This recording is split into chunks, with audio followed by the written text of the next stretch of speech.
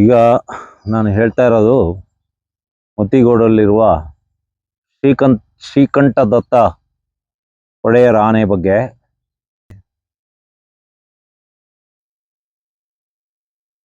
ಸಕಲೇಶಪುರ ಭಾಗಕ್ಕೆ ಬಂದ ಆನೆಗಳು ಕೊಡಗಿಗೆ ಹೋಗ್ತಿದ್ದು, ಕೊಡಗಿನ ಆನೆಗಳು ಸಕಲೇಶಪುರಕ್ಕೆ ಬರ್ತಿದ್ದು. ಆ ಸಮಯದಲ್ಲಿ ಏನಾಗಿತ್ತು, ಹೇಮಾವತಿ ನದಿಯ ಎಡದಂಡೆ ಮತ್ತು ಬಲದಂಡೆ ಏನಿದೆ, ಆ ಎಡದಂಡೆ ಅಂದರೆ ಅದು ನಮ್ಮ ಸಕಲೇಶಪುರಕ್ಕೆ ಸೇರಿದ ದೊಡ್ಡಬೆಟ್ಟ. ಇನ್ನು ಅದರ ಬಲದಂಡೆಯಲ್ಲಿ ಇರೋದು ಕೊಡಗಿನ ಕಟ್ಟೇಪುರ. ಈ ಭಾಗದಲ್ಲಿ ಆನೆಗಳು ಎರಡೂ ಭಾಗಕ್ಕೆ ಹೋಗ್ತಿದ್ದು. ಅದು ಆನೆ, ಕೊಡಗಿನ ಆನೆ, ಸಕಲೇಶಪುರದ ಆನೆ ಅಂತ ಏನು ಹೇಳೋಕ್ಕಾಗಲ್ಲ. ಒಟ್ಟಾರೆ ಆನೆ ಜಾಗ ಅದು.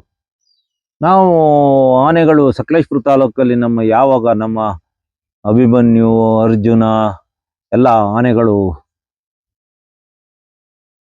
ಹೇಮಾವತಿ ನದಿಯ ಎಡದಂಡೆಯಲ್ಲಿ ಬರತೂರು ಅನ್ನಲ್ಲಿ ಕ್ಯಾಂಪ್ ಮಾಡಿದಾಗ ಆ ಸ್ಮೆಲ್ಲಿಗೆ ಆನೆಗಳು ಇದ್ದವೆಲ್ಲ ಎಲ್ಲೆಲ್ಲೋ ಓಡೋದು. ದೊಡ್ಡ ಬೆಟ್ಟದಲ್ಲಿದ್ದವು ನದಿ ದಾಟಿ ಕೊಡಗಿನ ಕಟ್ಟೇಪುರಕ್ಕೆ ಹೋಯ್ತು. ಕಟ್ಟೇಪುರ ಕಾಡು ನಾನು ನೋಡಿರಲಿಲ್ಲ. ಕಟ್ಟೇಪುರ ಕಾಡಿದೆಯಲ್ಲ, ಅದು ಆನೆದೇ ಕಾಡು. ದೊಡ್ಡ ದೊಡ್ಡ ಮರಗಳು, ಅಲ್ಲಿ ನಿತ್ಯ ಹರಿದ್ವರ್ಣ ಮರಗಳು, ಅಂದರೆ ಎವರ್ಗ್ರೀನ್ ಫಾರೆಸ್ಟ್. ಅದು ಸ್ವಲ್ಪ ಬೆಟ್ಟ, ಅಲ್ಲೊಂದು ಬೆಟ್ಟ ಇದೆ. ಆ ಬೆಟ್ಟದ ಮೇಲೆ ಎಲೆ ಉದುರುವ ಕಾಡುಗಳು, ಅಂದರೆ ಬೆಲೆಬಾಳ ಮರಗಳು, ಬೀಟೆ, ಹೊನ್ನೆ, ನಂದಿ, ಮತ್ತಿ ಮರಗಳು. ತಳಭಾಗದಲ್ಲಿ ನಿತ್ಯ ಹರಿದ್ವರ್ಣ ಕಾಡುಗಳು, ದೊಡ್ಡ ದೊಡ್ಡ ಬಳ್ಳಿಗಳು. ದೊಡ್ಡ ದೊಡ್ಡ ಮರದ ಮೇಲೆ ಆ ಬಳ್ಳಿಗಳು ಒಂದೊಂದು ಎಕರೆ, 2 ಎಕರೆ ಅಷ್ಟು ಬಳ್ಳಿಗಳು ಹಬ್ಬಿದ್ದು. ಅದ್ರದ್ದು ಒಳಭಾಗದಲ್ಲಿ ಈ ಒಂದು ಮನೆ ಥರ, ಒಂದೊಂದು ರೂಮ್ಗಳ ಥರ ಮಾಡ್ಕೊಂಡಿದ್ದು ಆನೆಗಳು. ಅಲ್ಲಿ ಸೂರ್ಯನ ಬೆಳಕೆ ಬೀಳ್ತಿರ್ಲಿಲ್ಲ, ಅಂಥ ಕಾಡು. ನಾನು ಆ ಕಾಡೊಳಗೆ ಹೋಗಿ ಆಯಿತು. ಕಾಡೊಳಗೆ ಹೋದಾಗ ನಮ್ಗಲ್ಲೊಂದು ಯಾವ ಆನೆ ಇದೆ, ಎಷ್ಟು ಆನೆ ಇದೆ ಅಂತ ಗೊತ್ತಿಲ್ಲ. ಸಿಕ್ಕಿದ್ರೆ ಯಾವ ಆನೆ ಸಿಗ್ತದೆ ಹೊಡೆಯೋದು ಅಂತ. ನಾವು ಅದ್ರೊಳಗೆ ಹೋದಾಗ ಕೊಡಗಿನ ಭಾಗದ ಕಾಡಿಂದ ನಾವು ನುಗ್ಗಿದ್ದು. ಹೇಮಾವತಿ ನದಿಯಿಂದ ನಮಗೆ ದಾಟಕ್ಕಲ್ಲಿ ತುಂಬ ನೀರು ಆಳ, ಮತ್ತು ಹೇಮಾವತಿಯ ಹಿನ್ನೀರು ಇರೋದ್ರಿಂದ ಅಲ್ಲಿ ದೋಣಿ ವ್ಯವಸ್ಥೆನೂ ಇಲ್ಲ. ಆ ಭಾಗದಲ್ಲಿ ಸ್ವಲ್ಪ ಮೊಸಳೆಗಳು ಇದ್ದಾವೆ. ಈಜು ಹೊಡೆದು ದಾಟಂಗಿಲ್ಲ, ಹೆದರಿಕೆ. ಮೊಸಳೆಗಳನ್ನ ನಾನು ನೋಡಿದ್ದೀನಿ. ಆಮೇಲೆ ಆ ಸೈಡಿಂದ ಬಂದು ಕೊಡಗಿನ ಸೈಡ್ ಅಂದರೆ ಕೊಡ್ಲಿಪೇಟೆಯಿಂದ ಮುಂದೆ ಹೋಗಿ ಮಲ್ಪಟ್ಟಣಕ್ಕೆ ಹೋಗೋ ದಾರಿಯಲ್ಲಿ ಲೆಫ್ಟಿಗೆ ಹೋದರೆ ಹೇಮಾವತಿ ನದಿ ಕೊಡಗಿನ ಭಾಗನೇ ಅದು. ಅಲ್ಲಿಂದ ನಾವು ಅಲ್ಲಿ ನಮ್ಮ ವೆಹಿಕಲ್ಗಳನ್ನೆಲ್ಲ ನಿಲ್ಲಿಸಿ ನಡ್ಕೊ ಹೋಗ್ಬೇಕಾದ್ರೆ ನಾನು ಅಲ್ಲೊಂದು ಇದು ನೋಡಿದೆ. ಏನಂದರೆ ಒಂದು ಸಲಗ ಆನೆ ತುಂಬ ಅಲ್ಲೊಂದು ಕಡೆ ಎಲ್ಲ ಸ್ವಲ್ಪ ಕಾಡು ಎಲ್ಲ ಮುರಿದು, ಆಮೇಲೆ ಅಲ್ಲಿ ಮಣ್ಣನ್ನೆಲ್ಲ ಅದರ ಮುಂಗಾಲಿಂದ ಕೆರೆದು ಹಾಕಿತ್ತು. ಆ ಭಾಗದಲ್ಲಿ ಏನೋ ಒಂಥರ ವಾಸನೆ ಇತ್ತು. ಅದನ್ನ ನಾವು ಮಲೆನಾಡಲ್ಲಿ ಸಿಂಡು ಅಂತೀವಿ. ಅವಾಗಲೇ ನಂಗೆ ಗೊತ್ತಾಯಿತು, ನನ್ನ 6ನೇ ಇಂದ್ರಿಯ ನಂಗೆ ಜಾಗೃತ ಆಯಿತು. ಸಾಮಾನ್ಯಕ್ಕೆ ಯಾರೇ ಒಬ್ಬ ವ್ಯಕ್ತಿ ಒಂದು ಅಪಾಯ ಸ್ಥಳ ಅಂತ ಅವನು ಹೋದ ಕೂಡಲೇ ಅವನ 6ನೇ ಇಂದ್ರಿಯ ಅದು ಚಾರ್ಜ್ ಆಗುತ್ತೆ. ಅದು ಹೇಳ್ತದೆ ಇಲ್ಲಿ ಅಪಾಯ ಇಲ್ಲ, ಕೇರ್ಫುಲ್ ಆಗಿರು ಅಂತ ನಮ್ಮ ಮನಸ್ಸಿಗೆ ಬರ್ತಾ ಇರ್ತದೆ. ಆ ಸ್ಮೆಲ್ ಹೊಡೆದ ಕೂಡಲೇ ನಂಗೆ ಗೊತ್ತಾಯಿತು, ಇಲ್ಲೊಂದು ಮದ ಏರಿದ ಒಂದು ಗಂಡಾನೆ ಇದೆ ಅಂತ. ಸ್ವಲ್ಪ ಮುಂದಕ್ಕೆ ಹೋದ ಕೂಡಲೇ ನೋಡ್ತೀನಿ, ರಸ್ತೆಯಲ್ಲೆಲ್ಲ ಮೂತ್ರ ಬಿದ್ದಿದೆ. ಮದ ಬಂದ ಆನೆ ಅದು ಎಲ್ಲೆಲ್ಲಿ ನಡೆದೋಗ್ತದೆ ಅಲ್ಲಿ ನಿರಂತರವಾಗಿ ಅದರದ್ದು ಮೂತ್ರ ಹನಿತಾ ಇರ್ತದೆ. ಒಂದೊಂದೊಂದು ಹನಿಗಳು ಇಲ್ಲ ಸ್ವಲ್ಪ ದೂರ ಬಿದ್ದಿರುತ್ತೆ. ಆಮೇಲೆ ನಮಗೆಲ್ಲ ಗೊತ್ತಾಯಿತು, ಇಲ್ಲೊಂದು ಮದ ಇರೋ ಆನೆ ಇದೆ ಅಂತ. ಅದರ ಹೆಜ್ಜೆ ನೋಡಿದರೆ ನಮ್ಮ ಅರ್ಜುನ ಆನೆ, ನಮ್ಮ ಸಕಲೇಶಪುರದ ಭೀಮಾ ಆನೆ, ಆ ಥರದ ಹೆಜ್ಜೆ ಅದು.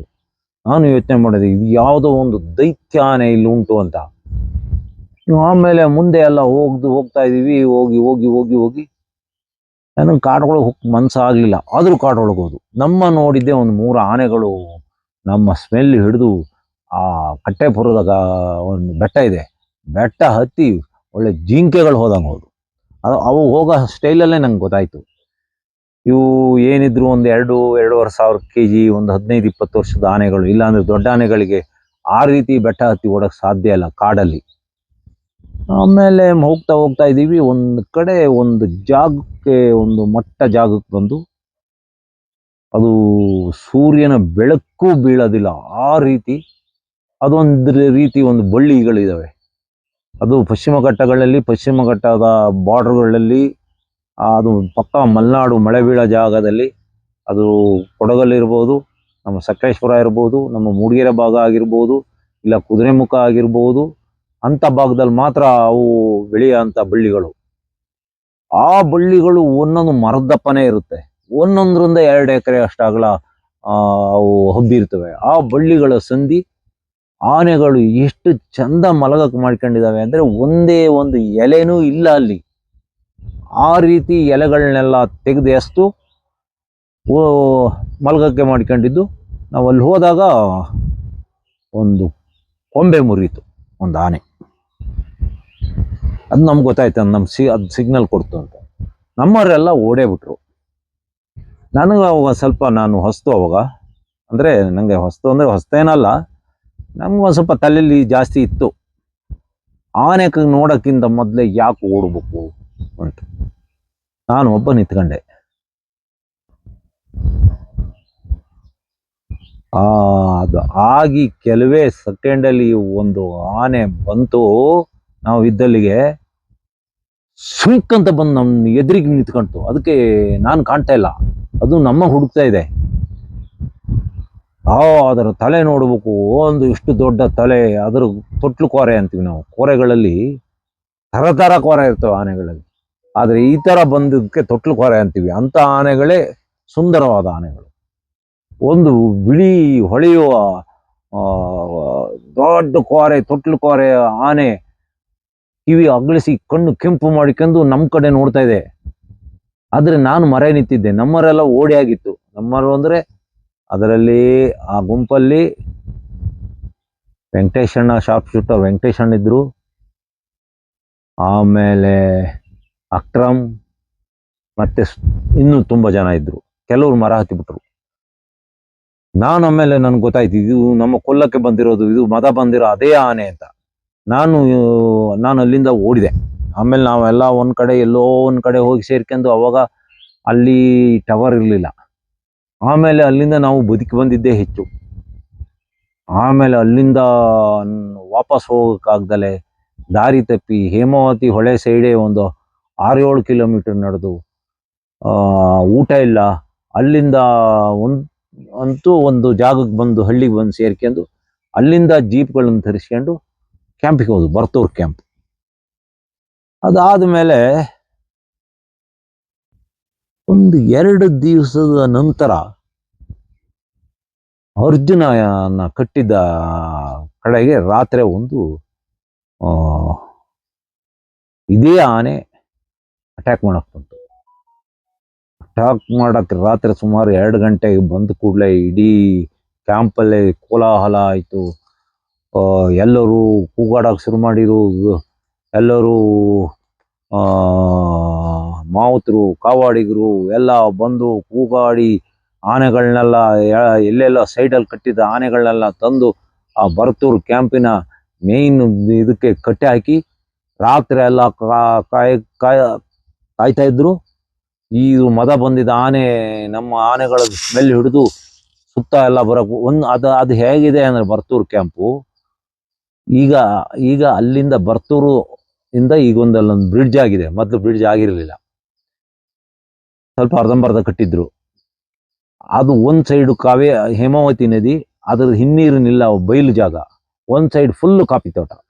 ಅಲ್ಲಿಂದ ಸ್ವಲ್ಪ ದೂರಕ್ಕೆ ನದಿ ದಾಟ್ರಿ ಕಟ್ಟೆಪುರ. ಇಲ್ಲಿ ಬರ್ತೂರು ಕ್ಯಾಂಪಿನ ನದಿಯಿಂದ ಆಚೆ ಇರೋದೇ ಉಂಬ್ಳಿ ಬೆಟ್ಟ.